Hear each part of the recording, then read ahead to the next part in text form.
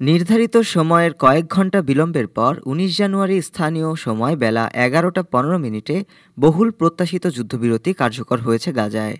যুদ্ধবিরতি চুক্তি অন্যতম মধ্যস্থতাকারী দেশ কাতার একথা নিশ্চিত করেছে। কাতারের পররাষ্ট্র মন্ত্রণালয়ের মুখপাত্র মাজিদ আল আনসারি এক বিবৃতিতে ইসরায়েল ও ফিলিস্তিনি স্বাধীনতাকামী সংগঠন হামাসের মধ্যে ওই যুদ্ধবিরতি শুরু হওয়ার তথ্য জানান।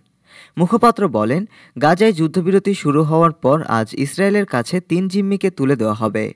তারা ৩জনই ইসরায়েলের নাগরিক। তাদের একজনের রোমানিয়া নাগরিকত্ব ও আরেকজনের ব্রিটিশ নাগরিকত্ব রয়েছে। ৩ জিম্মির নাম প্রকাশ করেছেন হামাসের সশস্ত্র শাখা ইজ্জেদিন আল কাশেম ব্রিগেডের মুখপাত্র আবু ওবায়দা। তিনি বলেন, চুক্তির শর্ত অনুযায়ী আমরা আজ ৩ জনকে মুক্তি দেওয়ার সিদ্ধান্ত নিয়েছি। তিনি হলেন ২৪ বছরের রমি গোনেন, এলিমি দামেরি ও দারোন স্ট্রেইন ব্রিচার।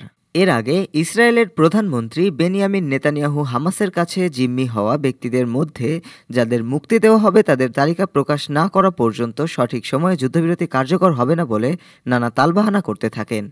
কিন্তু অবশেষে ৩ ঘণ্টা বিলম্বের পর যুদ্ধবিরতি কার্যকর বলে ঘোষণা দেয় ইসরায়েল। ডেস্ক রিপোর্ট, আজ বার্তা, ঢাকা।